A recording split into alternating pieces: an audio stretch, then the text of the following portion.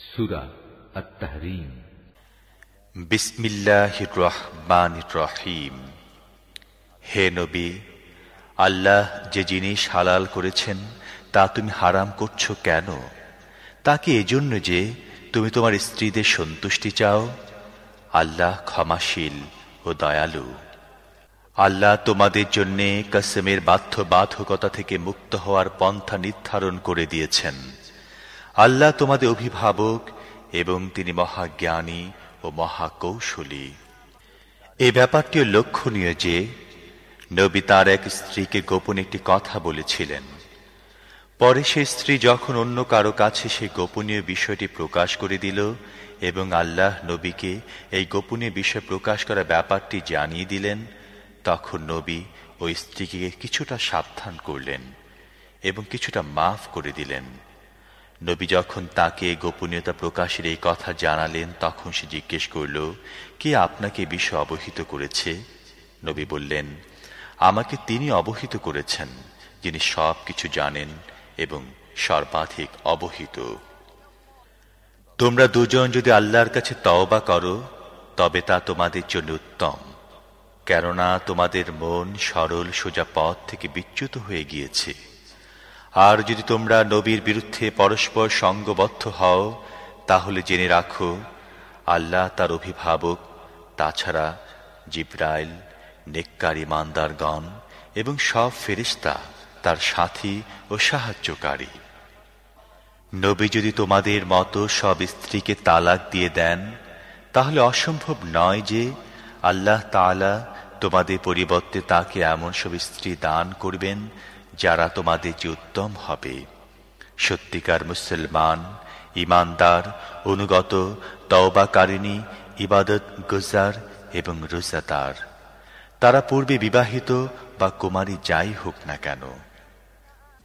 হে লোকজন যারা ঈমান এনেছ, তোমরা নিজেদেরকে এবং নিজেদের পরিবার ও সন্তান সন্ততিকে সেই আগুন থেকে রক্ষা করো যার জ্বালানি হবে মানুষ এবং পাথর। সেখানে রূঢ় স্বভাব ও কঠোর হৃদয়ে ফেরেশতারা নিয়োজিত থাকবে, যারা কখনো আল্লাহর নির্দেশ অমান্য করে না এবং তাদেরকে যে নির্দেশ দেয়া হয় তাই পালন করে।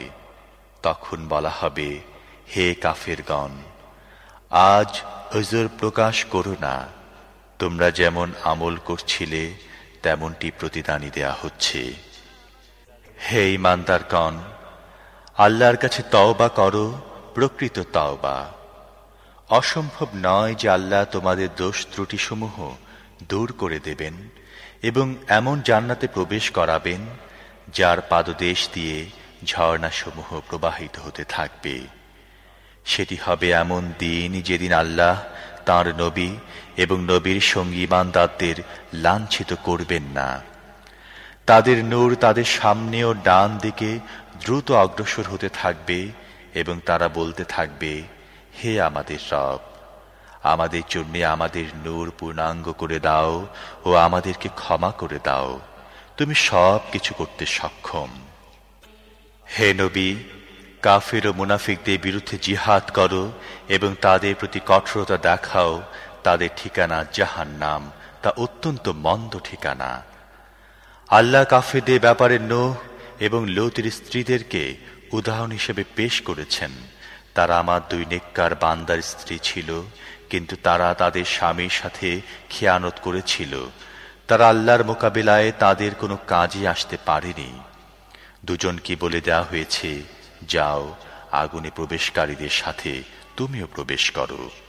আর ঈমানদারদের ব্যাপারে ফেরাউনের স্ত্রীর উদাহরণ পেশ করেছেন, যখন সে দোয়া করল, হে আমার রব, আমার জন্য তোমার কাছে জান্নাত একটি ঘর বানিয়ে দাও, আমাকে ফেরাউন ও তার কাজকর্ম থেকে রক্ষা করো এবং জালেম কওমের হাত থেকে বাঁচাও। ইমরানের কন্যা মরিয়মের উদাহরণও পেশ করেছেন, যে তার লজ্জাস্থানকে হেফাজত করেছিল। অতঃপর আমি আমার পক্ষ থেকে তার মধ্যে রূহ ফুৎকার করছিলাম। সে তার বাণীসমূহ এবং কিতাবসমূহের সত্যতা প্রতিপন্ন করেছে। সে ছিল আনুগত্যকারীদের অন্তর্ভুক্ত। আমানতু বিল্লাহ।